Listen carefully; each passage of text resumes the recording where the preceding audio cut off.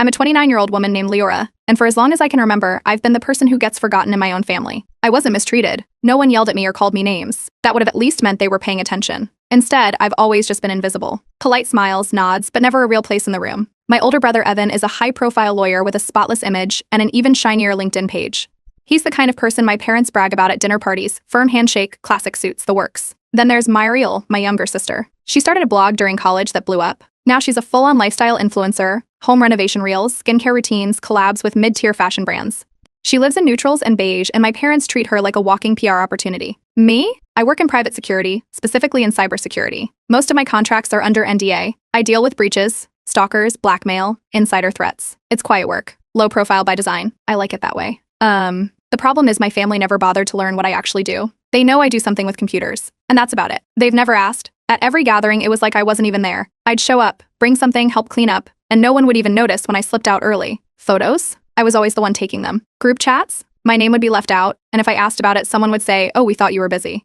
Birthday gifts came labeled Leora and guest, as if the idea of me coming alone was too awkward to acknowledge. I stopped fighting it. I became the ghost at every table. A year ago, I started therapy. I'd gotten so good at disappearing, I wasn't even sure who I was anymore.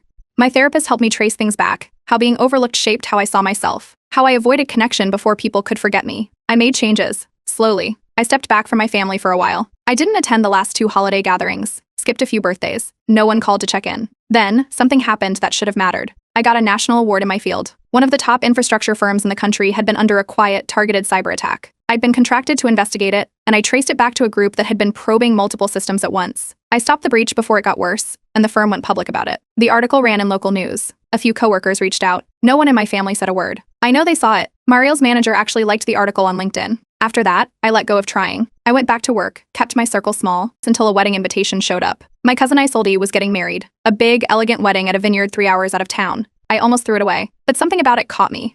It was the first family-wide event I'd been invited to in months. They'd sent it to my actual address, with my name correctly printed. No guest, just me. I stared at that envelope for days. It felt like a test. Not of them, of me. I could go and fade into the wallpaper like I always had, or I could do something else. Something that made sure they'd never forget I was there. That's when I made the call. One of my long-term clients, someone I'd worked with for over 2 years, had become a close friend. He's a known figure in political and cybersecurity circles, someone who's occasionally in the news during high-profile negotiations or international panels. I won't name him here, but let's just say a few people at the wedding would have recognized him immediately. The kind of person who doesn't go anywhere unnoticed. I asked him for a favor, not to make a scene, not to draw attention, just to come with me, as a friend, as backup. He agreed without hesitation. He even arranged for our transport. No flashing lights, no motorcade. Just clean, quiet precision. That's what we both do best. The day of the wedding, I wore a deep green dress with a structured jacket. Hair pulled